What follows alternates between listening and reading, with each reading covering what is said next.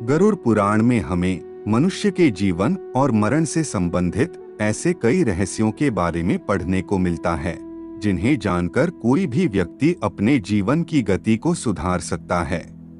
इस प्रस्तुति में आज हम जानेंगे कि मृत्यु के बाद जीवात्मा कितने दिनों तक घर में रहती हैं। हमारे धर्म शास्त्रों में इस संदर्भ में क्या क्या वर्णित किया गया है, वह सब हम आपको इस वीडियो के माध्यम से बताएंगे। गरुड़ पुराण वैष्णव संप्रदाय से संबंधित है और इस पुराण के अधिष्ठाता देव सृष्टि के पालनकर्ता भगवान विष्णु हैं। आपने हमारी प्रस्तुति गरुड़ पुराण भाग 1 में देखा कि कैसे यमदूत उस जीवात्मा को यमलोक ले जाते हैं। वह जीवात्मा 24 घंटों के पश्चात पुनः वापस आती है और 24 घंटों के दौरान जीवात्मा को उसके संपूर्ण जीवन का लेखा जोखा दिखाया जाता है, जिसमें यह आकलन होता है कि अपने जीवन काल में इस जीवात्मा ने कितने पाप और पुण्य किए हैं। इसके पश्चात आत्मा को फिर उसी घर में लाया जाता है जहां उसने अपने शरीर का त्याग किया था और 13 दिन तक वह जीवात्मा वही अपने परिवार के बीच रहती है। मोह व वासना से भरी वह जीवात्मा बार बार अपनी देह में प्रवेश करने का प्रयास करती है, किंतु यमदूतों के पाश द्वारा बंद जाने से वह कुछ भी करने में असमर्थ हो जाती है। वह अपने परिवार, रिश्तेदार व मित्रों को उसकी मृत्यु का शोक मनाते देखती है। वह उन्हें चुप कराने का प्रयास भी करती है, परंतु उसकी उपस्थिति का ज्ञान किसी को नहीं होता। फिर वह अपने सामने स्वयं के मृत शरीर को देखती है और भूख प्यास से जोर जोर से विलाप करते हुए रोने लगती है। इसके साथ साथ गरुड़ पुराण में यह भी बताया गया है कि मनुष्य पुण्य कर्म तो करता है, परंतु उसके पुण्यों की संख्या उसके द्वारा किए गए पापों से कम होती है, अर्थात मनुष्य पुण्यों की अपेक्षा पाप अधिक करता है। इसके समाधान स्वरूप मृत्यु के पश्चात पिंड दान करना आवश्यक बताया गया है। 10 दिनों तक जीवात्मा के उद्देश्य से पुत्रगण पिंडदान देते हैं। अगर मृतक का पिंडदान नहीं किया गया तो जीवात्मा अनंत काल तक भटकती रहती है और हजारों सालों तक पीड़ा व कष्ट भोगने के बाद अगला जन्म लेती है। प्रतिदिन दिए जाने वाले पिंड के 4 भाग हो जाते हैं। उसके 2 भाग से मृतक का शरीर बनता है, तीसरा भाग यमदूत ले लेते हैं और चौथा भाग मृतक को खाने के लिए मिलता है। 9 दिन रात में प्रेत पुनः शरीर युक्त हो जाता है।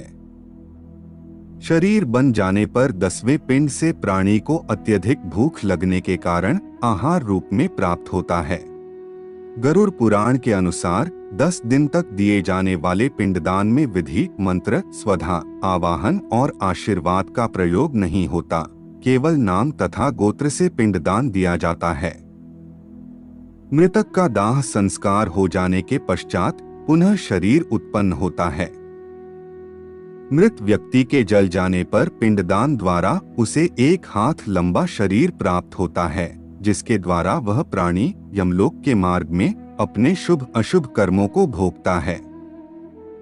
पहले दिन जो पिंडदान दिया जाता है उससे मूर्धा, दूसरे दिन के पिंडदान से ग्रीवा और दोनों स्कंध बनते हैं, तीसरे दिन के पिंडदान से हृदय व चौथे दिन के पिंडदान से पृष्ठभाग उत्पन्न होता है। 5वें दिन के पिंडदान से नाभि, 6ठे दिन के पिंडदान से कटिप्रदेश, 7वें दिन के पिंडदान से गुह्य भाग, 8वें दिन के पिंडदान से गुरु, 9वें दिन के पिंडदान से तालु व पैर और 10वें दिन के पिंडदान से क्षुधा की उत्पत्ति होती है। जीवात्मा शरीर प्राप्त करने के पश्चात भूख से पीड़ित होकर घर के द्वार पर रहता है। 10वें दिन जो पिंडदान होता है उसमें मृतक का प्रिय भोजन बनाकर देना चाहिए, क्योंकि शरीर निर्माण हो जाने पर मृतक को अत्यधिक भूख लगती है। प्रिय भोज्य पदार्थ के अतिरिक्त अन्य किसी भोजन का पिंड दान देने से उसकी भूख दूर नहीं होती। 11वें और 12वें दिन प्रेत भोजन करता है। मरे हुए स्त्री पुरुष दोनों के लिए प्रेत शब्द का उच्चारण करना चाहिए। उन दिनों दीप, अन्न, जल, वस्त्र जो कुछ भी दिया जाता है उसको प्रेत शब्द के द्वारा देना चाहिए, क्योंकि वह मृतक के लिए आनंददायक होता है। 13वें दिन पिंडज शरीर धारण करके भूख प्यास से पीड़ित वह प्रेत यमदूतों के द्वारा महापथ पर लाया जाता है और यहाँ से इसकी यमलोक की यात्रा आरंभ होती है। मनुष्य अपने कर्मों के कारण ही मृत्यु के पश्चात होने वाली यातनाओं को भोगता है।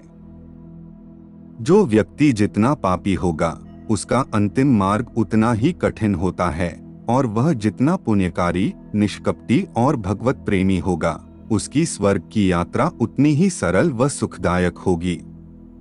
इसलिए हमें यह ध्यान रखना चाहिए कि कर्मों का फल जीते जी ही नहीं अपितु मृत्यु के पश्चात भी भोगना होगा।